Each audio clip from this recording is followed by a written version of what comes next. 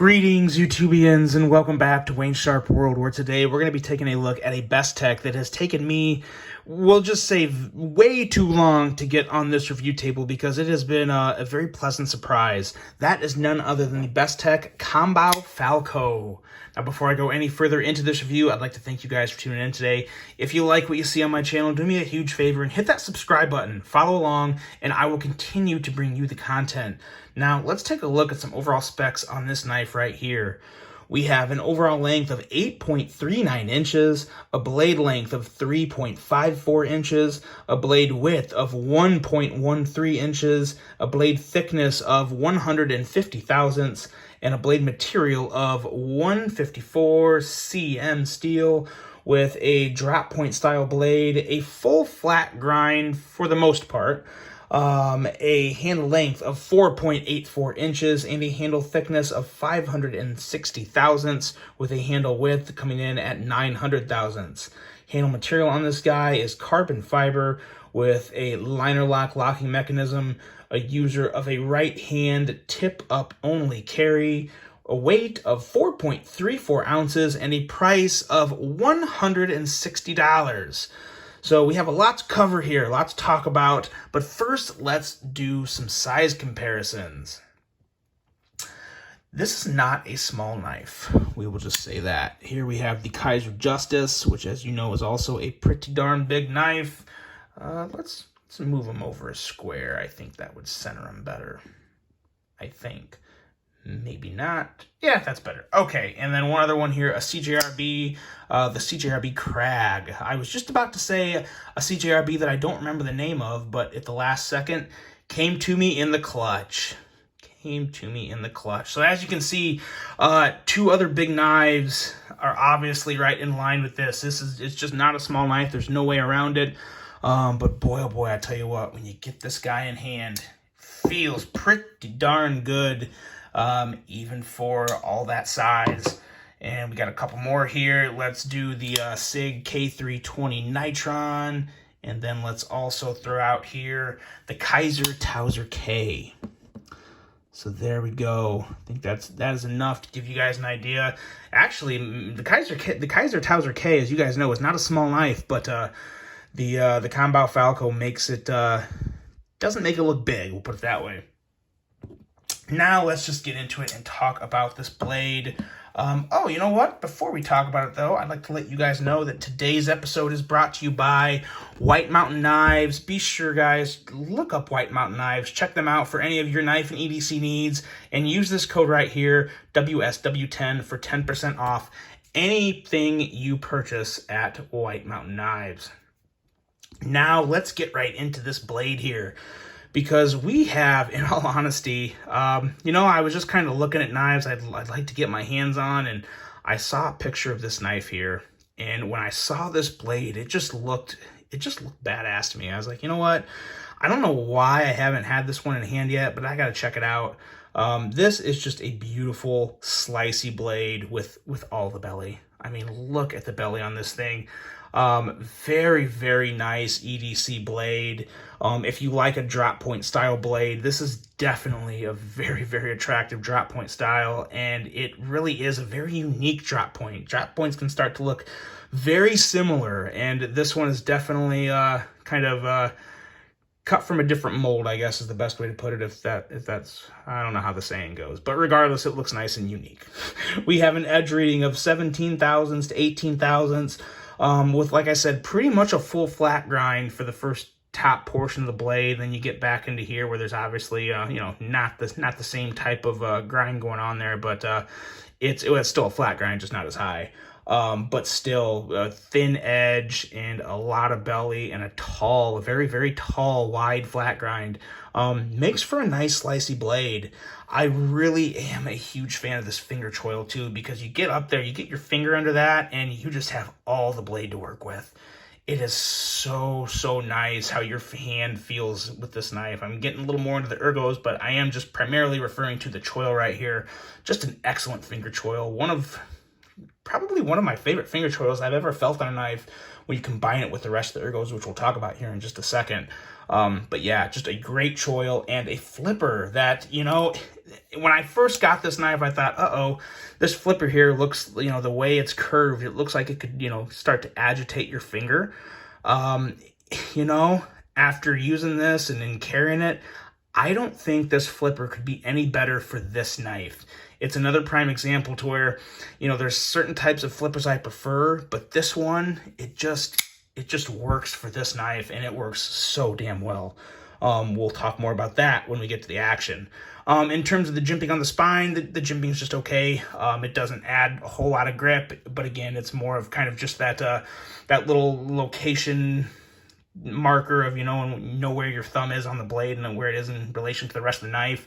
But it still kind of works. It helps give you that, you know, that very little bit of feel, I guess. But not the best jimping in the world back there, but not always the not one of the most important things in the world to me, I guess. I always like to have the jimping there, so it's nice that it's there. But the jimping that is actually on the flipper tab is the jimping that I would prefer on pretty much all the knife. The little finer, you know, it almost makes like a little bit of like tacky grippiness when you have that type of jimping. So like that jimping, the jimping on the spine is just okay. Let's see here. Oh, the steel. So yeah. So as you guys heard, you know, $160 for 154 cm steel. That's probably where people are going to have the biggest issue with this knife. You know, this is one of the knives to where normally I would say, and I still kind of to an extent, I do agree with it. $160 for 154 cm is not, I feel like Bestech could do better. But at the same time, with as good as this blade is, and the more I go over this knife, you guys are just going to kind of realize that I don't have that big of an issue with it on this one, because I am just that big of a fan of this overall design and execution of this knife. Do I wish it was S35? Absolutely. I think S35 VN for $160 is a lot more reasonable. Anything S35 VN and better would be much more acceptable for $160.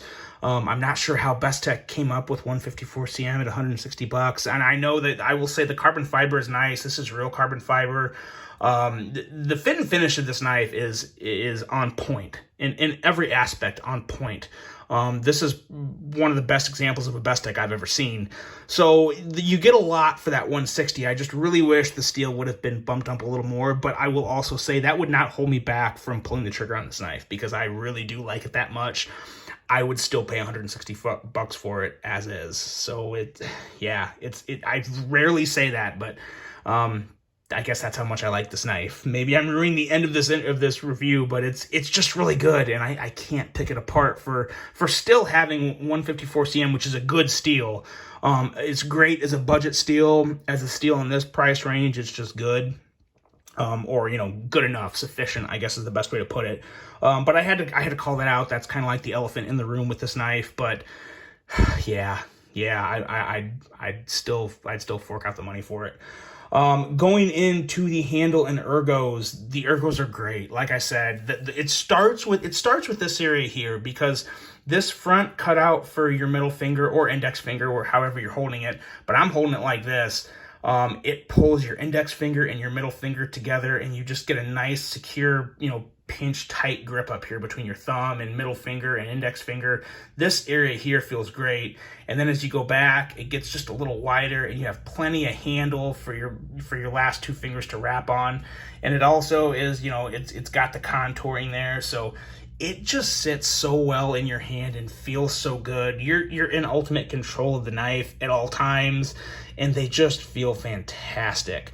Now, some of the angles on this knife are, I don't want to say sharp, but they're not really like knocked down, as you can see like up here.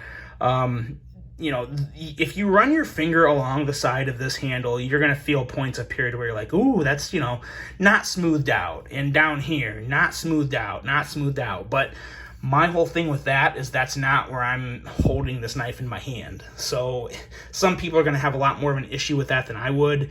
Unless there's points or hot spots where my hand is touching it right now, I'm probably going to be okay with it. because it feels good. I don't have anything right now. The way I hold this in hand, I have nothing to say, oh, this is a hot spot, it bothers my hand, it's aggravating me. It feels good. So in terms of how this feels down here, to be honest, I don't really care that much. Now, if you have super wide hands, but I don't think anyone has wide enough hands to cover up this whole handle like this. I mean, you got some Shrek hands if you are taking up this whole handle. So if you do, then maybe you don't want this knife, but I don't think anyone out there does. I think everyone is going to fall more in line right here. I have relatively wide, kind of skinnier hands, but I still kind of have, wide palms, as you can see, and I got no issue with it. So for me, for my opinion, I think the ergos are great, and I'm not really too concerned with any spots down here or up here that could potentially maybe be smoothed out a little. Overall durability and construction of this guy is fantastic. This is solid as a rock. Love the fit and finish and quality of the liners and the liner lock area. Just very, very nicely done, very smooth, there's nothing I would call out on it. To me, that's a perfect lockup. Really like that lockup there. That's what I would like to see on all my knives, to be honest. So whether it's right or not, that's what I look for and it's what I like. The clip back here is I don't want to say perfect, because I kind of wish the screw was hidden again for $160. I'd like to see a hidden screw. But the overall design of the clip is very nicely done. It's wide, so it feels great in hand. No issues with this clip whatsoever. It feels like part of the handle. Goes over your pocket hem just fine with plenty of room to carry pretty darn deep. I mean, you're gonna be about this deep in the pocket right here. So not much knife coming out at all, which is totally fine with me. No issue with that. And lastly, the liner lock access is pretty darn good. And you got the flipper there that is going to catch your thumb to keep the blade from coming down on you. So no issue there with the liner lock. Now going into the action. Let me take a breath here, because the action is phenomenal. It is the best.